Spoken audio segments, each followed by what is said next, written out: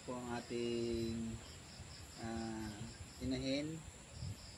Yung sunod po na anak ngayong October. So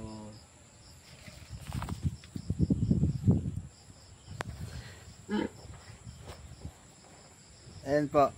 Ayan. Yan na po siya. So kanina po ay meron na pong likido, yung parang panubigin na lumabas kanina. So feeling namin anak to, baka madaling araw nagle-labor na yan. So kitang kita nyo naman sa kanyang suso. Ayan o, Dibdib. yung dibdib talagang may gatas na po na lumalabas. Na check na natin. So ito po ang unang umanak sa ating ngayong October. Ayan po, naka incubator na sila. So kanina kami ay aayos ng bubong. Ito inayos namin. Ayan. So pinalta na namin yan dahil nung nakaraan nakaganon pa siya, yun may sako. Kaya may sako yan dahil puro butas na yan. So ngayon pinalta namin. Ayan, okay na siya. So hindi na mababasa yung ating mama pig. Kaya po shoutout po kay Nina. Ito po ang anak sa October 24. So ayun po, baka po sa isang araw mag-labor na din to. Mabilis po siyang mabilis po siyang manganak compare sa ito. Medyo parang napapaaga sila lahat dahil ito 112 days ng anak. Ito naman parang ganun din, 112 days dahil 18 pa ang kanyang 114. So ito, ayan, ito sa 24. So baka itong batch na ito tsaka itong anak na ito pwede natin pagsamahin pag tayo magwawalay. So magandang resulta yon, at least isahan na lang ang ating pagwawalay. So nagturok na rin tayo dito ng iron pa 3 days nila.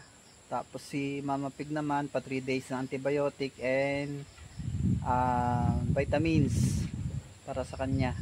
Unti-unti na nating dadagdagan ang pagkain ni Mama Pig para dumami ang kanyang gatas, then mabilis lumaki yung yung mga biik. And then unti-unti na natin tuturuan yung mga biik niya para kumain, and then para hindi mamayat si Mama Pig. Pero sa experience namin, siguradong mapapayat yan. Kasi kahit anong dami ng pakain namin, talagang namamayat talaga. Namamayat talaga yung mga Mama Pig natin. Kaya ang ginagawa ko, pinatataba ko yan. Ganun nga sila mamayat, sobra-sobra. So, yun muna guys. Mag-update muna kami. Then medyo aligaga na. Ayan aligaga. Ayan.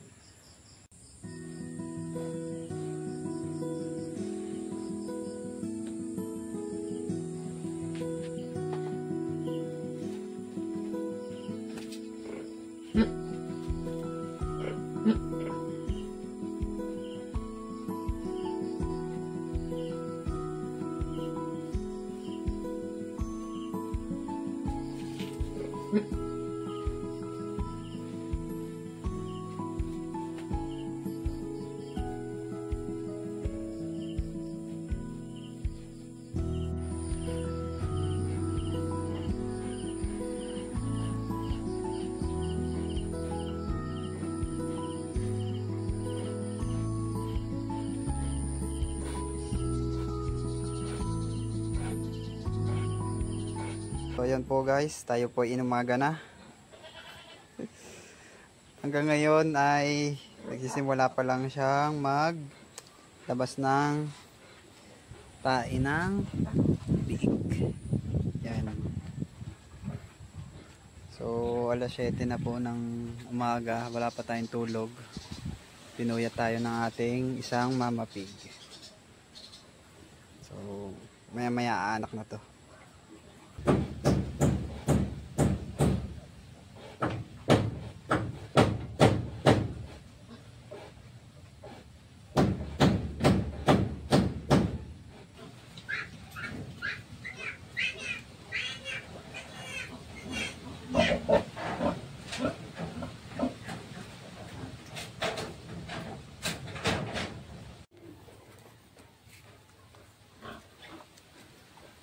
Durok Pitri.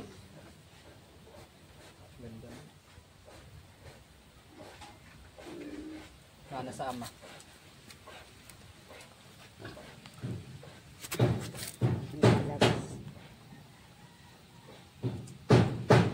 Nanginginig pa. Nanginginig pa. Dili. Tulo mo yan. Dili.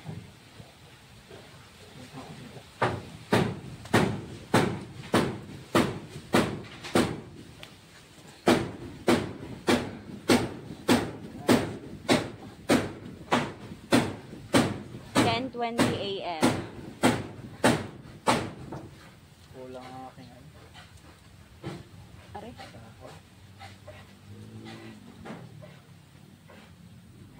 Ah. Ayan.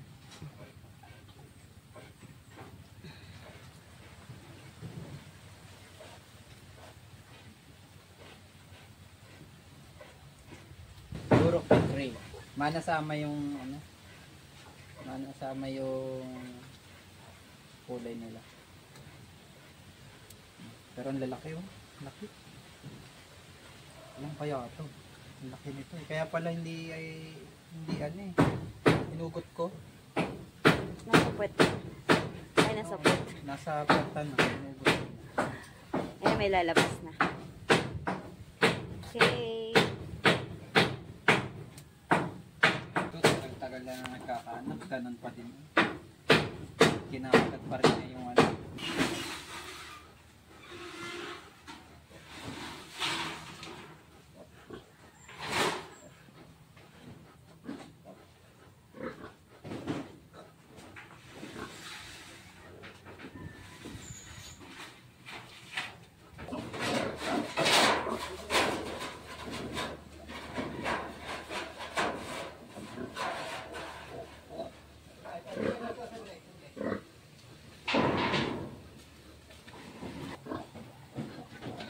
Lalabas.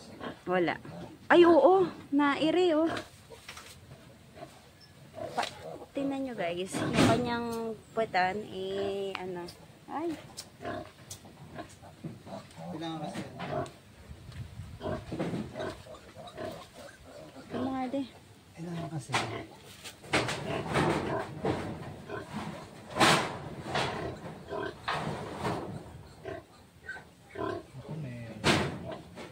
Hindi na.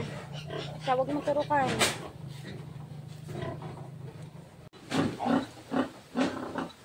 Nagulat. Hindi ko alam sa tulog ko.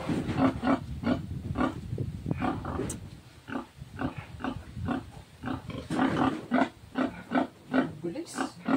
Binigla mo. Hindi, sadya. Ay, na, ano nga. Ano. Galit sa iyo.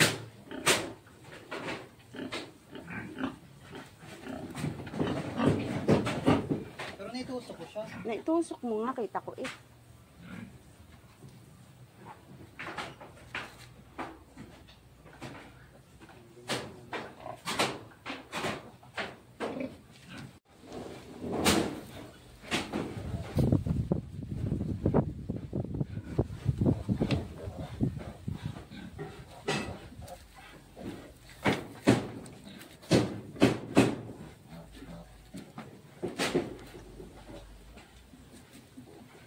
Sabihin nito.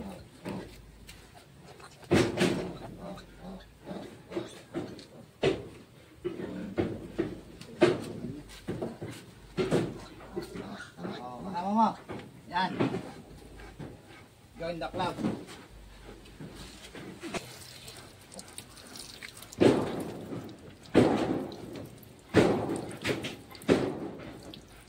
Yung ano, tail niya. Ano kaya?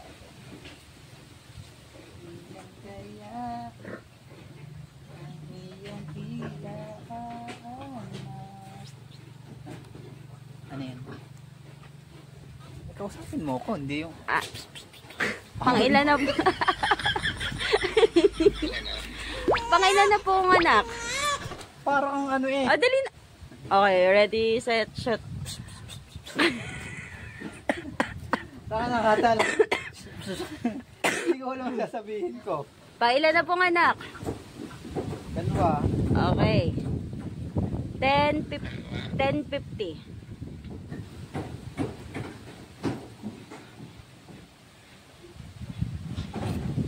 Malalaki eh.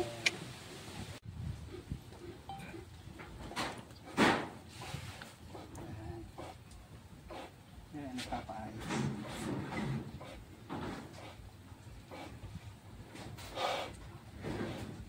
Yan dulo.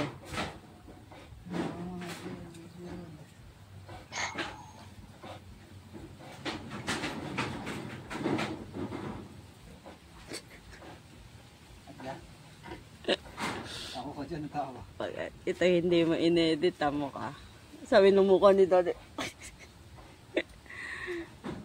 O ba naman, parang parang 5 araw na agad oh. Parang 5 araw. Ano na? Parang 5 araw na agad bigat. Oh. Yan, tapos na. Wala pa. So sa puntong ito, hindi na namin na videoan yung mga pangyayari, yung mga lumabas kasi nga nahihirapan na si Mama Pig and nag-aalala na din kami dahil nga hingal na siya. So ang ginawa namin dito, hinugot ko ng hinugot yung kanyang mga biik hanggang sa